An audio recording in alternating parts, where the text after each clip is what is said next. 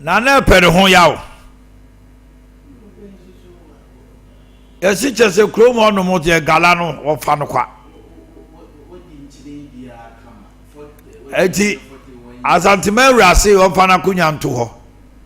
Na wan fa kro na ma no se won fa nkodi gala. Papa isi obene nam 60 hoko. Konta. Brokra bia odi ade 41 years. Odi ade 41 years, you see 30 kra 70. Yes, you to. Aha. Si asante ya odi a. Kono sakodi hini bio. Eko. Na edi na eba so okumase yawo. Momo vendor killings yade. Konta eno ne me. Obekai kro from ababa wa fefefe bia nansia wo muku no. Utia Nansenya so Accra.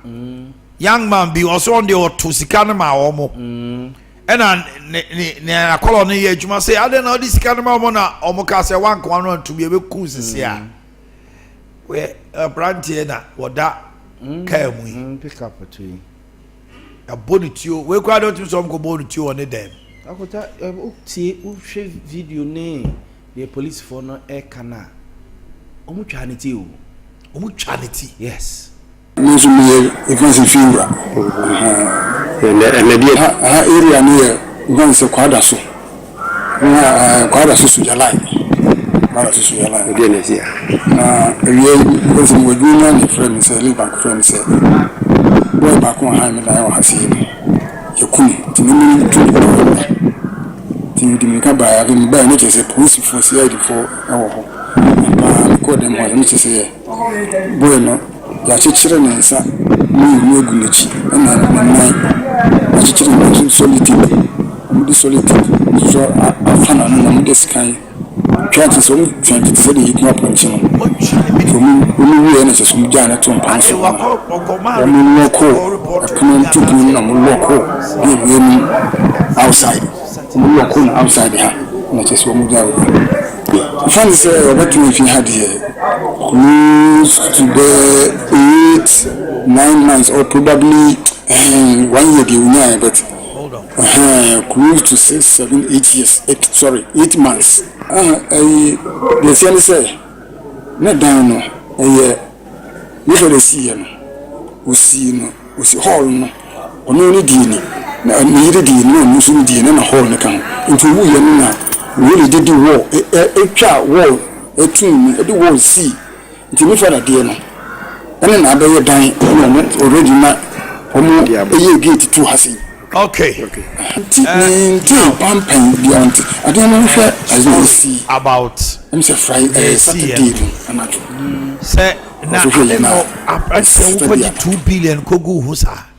I would tell to me say, ne mobile money now we no tietie mu nsema mane bi keka e ma no mo kra ne ma free Burkina ne Cote d'Ivoire ne ade no omo sika no ntise bia businessman no Burkina ne Cote d'Ivoire omo de ma boy no mo anti boy no ne send ma omo e ma omo Burkina ho no no agisika no de co bank no de co bank enyi sika won ho utumu se bia that time ne bia sa sika no 200,000 no sa 2 billion ne bia e be di boy ne ho no ebia na time na ade asa utiete nkomo no mu a otum se Saturday anwumre ena okọ ya Sunday wa ma adwuma nti ade achi enra Monday na o ma adwuma no ena alarm no ena as a call omo ye call junior mai Sunday wa ma ene so mai nti obi nkọhwe ni fie wo kwada so ne ewe na omo kọ no yo omo kọ nti ipa na okọ no se as o te cent bi to omo hwe omo kọ na kese boy no ye twa ni ti achechire ne nine ne nsa ya many for so ya che ne nine ne nsa what it means they say onimomo yes because anyesa every 24 years all body bra wako hane time single room agene air condition kakra de charity so I yes adwuma we for bear 5, 6, 7 years. Which young man. For bear 5, 6. Yes, you know, a man. edi dwuma nti ase trust no ho the many for na kuno yaw within the catchment area adwadifo na di agro no ane mrante bi ho it could even be in namfofo mpo wo tete mu a asante akwaba it's sad cool be ewrade from JC abaye Fence Patricia. Yeah, Patricia, Omanhene na yimpo. Omanhene last week na Omanhene. Yeah, say ekrono kra nwie na we so asa abam no. Oh, mobile money transactions na Omanhene pimpin wo ya so wa no yedu.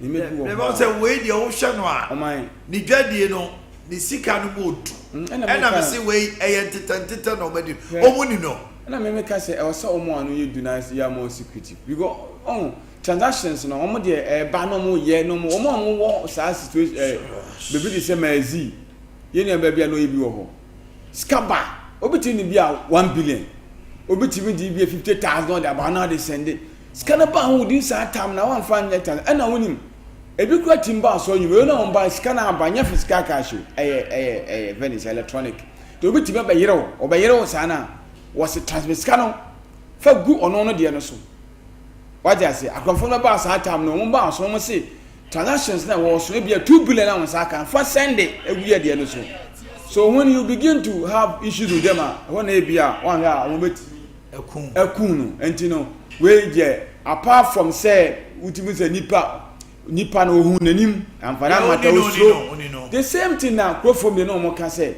yeah no so onsu ni mo bo mu din. So for almost 2-3 months, Jenna puts for now found. What's the way forward?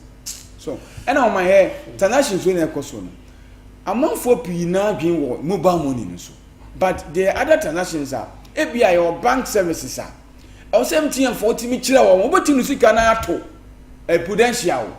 What in there are 2 other banks? No where you scan whatever you are. To the mobile money transactional. Asante Adiasa. No, above 8, maybe above 6, 7. The issue Asante can say, maybe during the day, fancy be a sika bi wo account or so, and now person will withdraw sika from the bank. That into probability. A lot of people are not using it. No problem back. A lot of people are not using it because if you have 5,000, who bet me ye out of phone so. No one you are the answer. Who bet me merchant crowd there. Who bet me transfer that huge amount, but also nipa no the cash no ebrel and a wire transaction na mano it's who just can't yeah now the vendor no sika no yes auntie some moment no on point how to be fanko the most important thing also we here say wow we yes our transaction see to say bank I want to deal no every 2 hours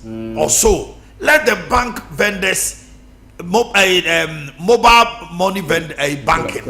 Let them come and take the money. Yeah, what's the mixture? At every moment, if ABI 2 billion down, you can let them take 1.5. At every moment, no, you see 50,000. I would do Jumana. Me barcos. The award, Swami and Chay was saying, no. Hey, how to say about bank no acquire wakoye ne niema until that bia no man in chain me hu sa sika kakra very good be obebre no kipu obuwa bia 3 billion anopa na wa bie no o se hye wo bag him akotam omo so omo de no so utie enkomo no omo de na omo se omo no ne adwadifo no edigwa in bulk transactions ne ade and oba ho baako ye we ma me customer we now went to me anya na ulus almost shabo the competition the trust the quickness with which a branch no so ne oma ye saade no for more than 5 years so 6 years so 7 years it o ma be gina di yes so omo this camera no e ko ba say bia Saturday na bia opon no and omo tam 200,000 e be di no no it's not yes that Saturday no there was a tip off Enna went me am adwuma Sunday. Omukoko no there was a tip off. Until Monday na man said no there's a problem. Because boy no emfa na adwuma ni agro na nti yenko. No mo fra obi na nipa ne call. Kwada so ya o tipampan. O tipampan na. at least Obama for money and chocolate omuku ni wie no ono ne door no omo lock in we chire so hu the padlock ni si chire se be ya ebe mo hu so boy no wapie abonten as we tu kwan as wapie so say lock in we inside that we say scientist what dwene be o say inside but so omo lock the padlock no to abonten e tu what dwene be o say what kwan na so ko be na dwono credit e opie what tu kwan na so nti what dwene enko these guys are serious ba me dia konta eya ye 1-2 many the police should do something about the Ashanti Regional Police Commander the Ashanti Regional Minister Resec they should take it up seriously omo and akota baby aboy ya de esi ben kwada so military ho no I say kwada so barras yes esi for bien ho no ben ho no mo nti ye besre the Ashanti Regional Police Command ne IGP ne mpenimfo mo ka biewum awo security ho at least the fear in mahu se boy bi so adum posegolo ni adamfo bi akonta na agyeman ono so yes Sunday no am robbers akokunu woni fie guy bi o dress pa auto materials adum posegolo Sambra chiri ho agyeman na agyeman o ma kokunu woni fie Sunday ade I don't know and you see it is about people tipping people off so omako kunu ni fie ya nti every Sunday no ase weekend di best week mu no and said anye papa ama Ashanti region and why is the robbery surging up again because for quite some time na emoye din for about 2 years ikona armed robbery 7 swat you yes all of a sudden pejao ni tie besre the security couples no at least omo you're babin so any eba omo parliament e kabom and I was watching na Mr. Bako Bank of Ghana man no yaw almost say Bank of Ghana na manager so pillars of the nation almost say mama mema ni bi Bank of Ghana men almost say iron rods yeah I mean say iron rods ni pillar ba entimi nyira eti Bank of Ghana member no they are the iron rods of the pillars. It was so funny but I already laughed it off na ya paso I say Bank of Ghana ladies almost say we are the pillars of the nation and I remember Bank of Ghana men say iron rods okay Labour Minister S.A. Clark for and consider their petition for the removal of Samuel Boakye as the register of birth and death. Or say papa no omo chese omo nino ewo civil service muntino omo mpene just say papa na adwuma na o ye do birth and death na akoye bawe Labour Minister yenti na semoka.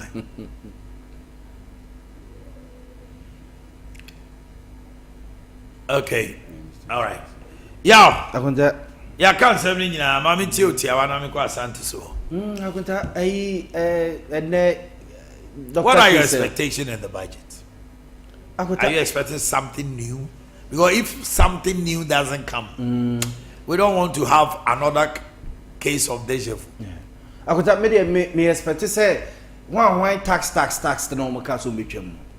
One fa bibia me bata humbia. Because of one because of the everyone shall say don't take e-levy, don't take betting tax. Say now I know I say prick them say omo increase betting tax to 50%.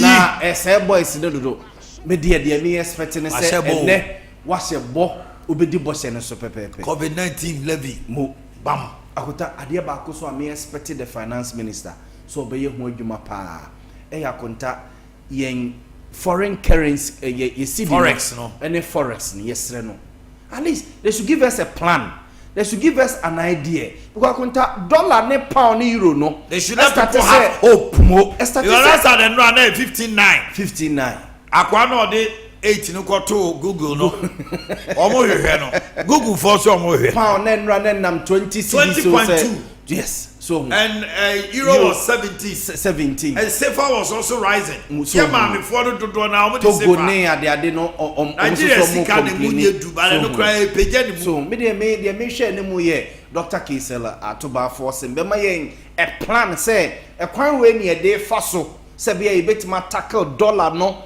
ene pound ne forex ne bia se enkosuru bio kra kontan se ejina e ma market no mu ye din. The market volatility is too much. Okay, too much. I say bibi kitu e bi dollar no. E ka no kitu e bia obeko dwom na bibia na ya tutum. Gary cry $1. So it misre atoba say now wako e de omoma ye plan B ebia for the next 1 year for the next 6 months na be mani pa na wagina ketu ya na say oye obo ne bra bia obohu so ade ne mekwa ne boy say na especially the pot. So the matese say imu say covid leave no wonyim firo bi so chese da bi omoma ne nka ho no mfanye agenda no 111 hospitals no se dey sitie bia no akota say dollar ni gina sa covid-19 111 leave na we don't need it bi o Asante me jiri say from grapevine no we labo so chese covid-19 tax no be year free ho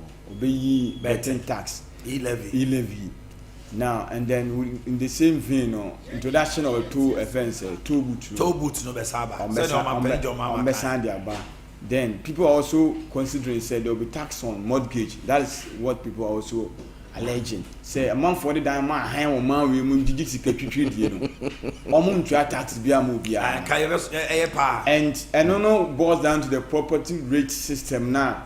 Aban na dwene se de ni ho no. But onim so pege no so rent this year dwane. And make us say there should be a system. Say be even 2%, 5% on rent cry. At least something that and on my inside money nyina where is the data? Say be Kumasi nyina on my sensors there. But data ni say why na you say the down e be kwada so down 50 do hatim the man high oko fro man say there's no system be a mean say be no betimi hu say we there aban betimi hu say me the tax krato so dan e man high nyina e say among 4 pid dan man oko isle go another yina ya omo digi even millions of dollars for the month and so on so but rent no ma dey ma buy nko oh my there should be a system because oh my your tax be ho abangia lower the middle and the upper we upper and lower no na etua. How do you target rent? Me say East Legon and I make us say the data is the issue now. Say data na wo ho no ebia obi mpo de dan na ma han when who say dan wa ha our de ma han because obi the baby this asafo most of the buildings nyina aye commercial among for the year stores animal nipa o to cry ono ani papa ma me fie ni watim and the system na kasa but the residential areas be aban among for the dan but how do you even know say ya bo ama 2 bedroom okwa high papa fie the pakro no gini x amount they don't give it out and on my me there me rent tax on my rent in for me there me na me give say aban no je among for 2-3 years ni sande yan anu odene eno sande na asante cheche mu kaka rent na ye kwa kotua no omo je free me na me koje bosia de aba betua rent no na say if you run no mo je free no why yawe if you run now no eje rent no bajo temi wojo rent na sa aban te ne toa o de be ka ho amawo they make out it is aban na dun say if you run rent no or tax no a yewu Asante it say top tax ya ye di unkomo say o ma increase telcos for na you from 6% to 10% say no credit a uchu muta asante u data boyete credit boyete but no say no e indirect and count say the but you will eventually feel it. Yes. When it comes to play. Oh, yeah, call 1 2 now. Auto credit. So auto data. 100 cities. Now we have 20 giga. This time around over 200, you know.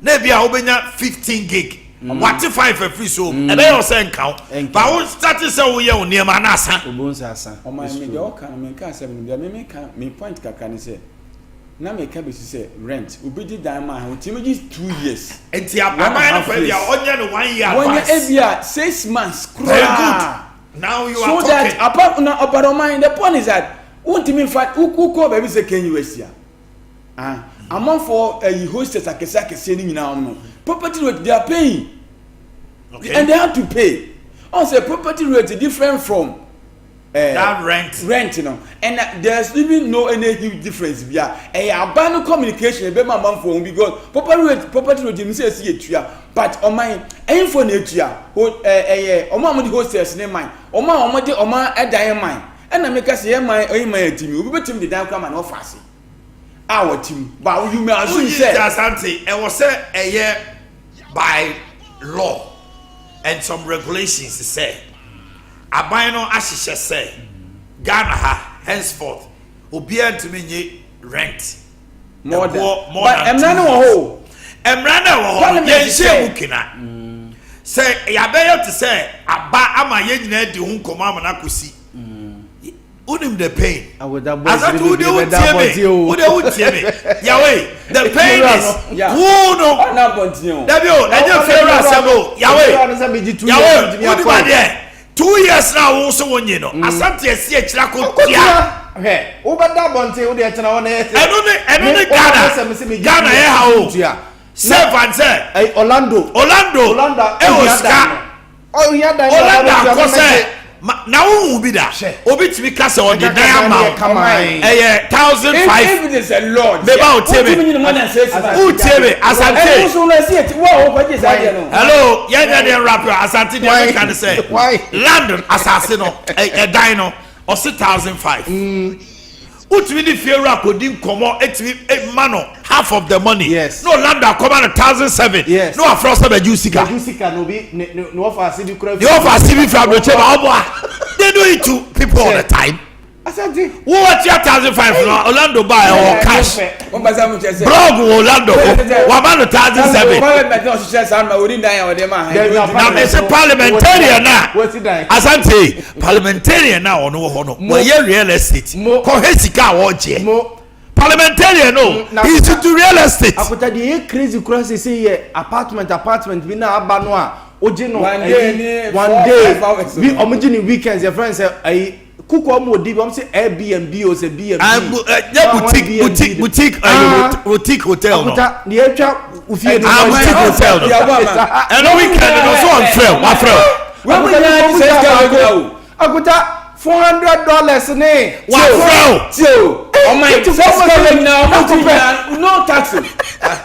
no tax oji say ska we nyina me makuko abusa ba ku bi na no say ne ka wasem akuta a day 15,000 150 million yes say fridge num omo be pack fridge num nyina I share bibia ma akuta emo bag na wo koto abesi mu one day pe no media manasa ya da me be say busu asem wa frel ebi akuta Debbie wa frel are you serious and you even so are serious a day one night pe awojun bottom ho ko busu asase back one plot you will understand on frel eju amafo ko dem ahoya mabro so sia wa awusia for ya dare ahoya the tip of the day Orlando aye krado on the bravo will be back Orlando